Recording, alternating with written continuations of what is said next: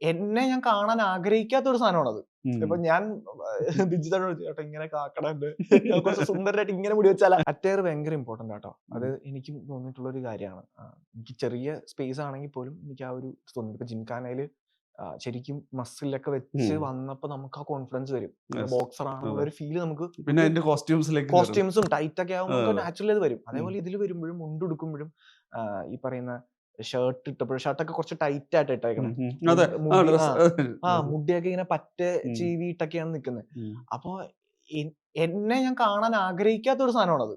ഇപ്പൊ ഞാൻ ഡിജിറ്റൽ ചേട്ടാ ഇങ്ങനെ കാക്കണുണ്ട്, ഞാൻ കുറച്ച് സുന്ദരനായിട്ട് ഇങ്ങനെ മുടി വെച്ചാലാ എന്നൊക്കെ ചോദിക്കുമ്പോ പുള്ളി എടാ അത് വേണ്ട, അത് ഇങ്ങനെ മതി എന്നുള്ള രീതി പറയാം. അപ്പൊ ഞാൻ എല്ലാത്തരം പഴമയുണ്ടല്ലോ ഇതിൽ. നമ്മൾ ചങ്കുമങ്കു ചങ്കു പങ്കു തൊട്ട് കുറെ ഇത് പുതിയ എല്ലാം പഴയതാണ്, പക്ഷെ എനിക്കെല്ലാം പുതിയതാ. അപ്പൊ ഇതൊക്കെ എങ്ങനെയായിരിക്കും വരുന്നതെന്ന് എനിക്കും അറിയത്തില്ല. അപ്പൊ ഞാൻ ഇതെല്ലാം ഇട്ട് കണ്ണാടിയുടെ ഫ്രണ്ട് നിൽക്കുമ്പോൾ ഞാൻ ചിന്തിക്കും, ഓക്കെ ഇത് ഞാനല്ല, ഇത് ആരോ ആണ്. അപ്പൊ എനിക്ക് അറിഞ്ഞുകൂടാത്ത ന്യൂആൻസസ് ഒക്കെ ഇട്ട് നോക്കാം. ഞാൻ റിയാലിറ്റിയിൽ ചെയ്യുന്നതല്ലാത്ത ന്യൂആൻസസ് മാക്സിമം ഇട്ടിട്ട് ട്രൈ നോക്കാം. അതിലെന്തെങ്കിലും പ്രശ്നം ഉണ്ടെങ്കിൽ ഈ പറയുന്ന ആർട്ടിലെ ചേട്ടന്മാര് ഇവർക്കൊക്കെ ആ ഏജും അറിയാം, പഴയ കാലഘട്ടം അറിയാം, ഇവർക്ക് ഇപ്പോഴും അറിയാം. അപ്പൊ അവരൊക്കെ കറക്റ്റ് ചെയ്തോളൂല്ലോ. അപ്പോ അങ്ങനെ കറക്റ്റ് ചെയ്തോളും എന്നുള്ളൊരു വിശ്വാസത്തിൽ പോയതാ. പക്ഷെ ആരും കറക്റ്റ് ചെയ്തില്ല. അത് അങ്ങ് പോയി, അത് ഫ്ലോയിൽ അങ്ങ് പോയി എന്നുള്ളത് ഉള്ളൂ. അത് എനിക്ക് എങ്ങനെ സംഭവിച്ചത് എനിക്ക് അറിയത്തില്ല അതെങ്ങനെയാണെന്ന്.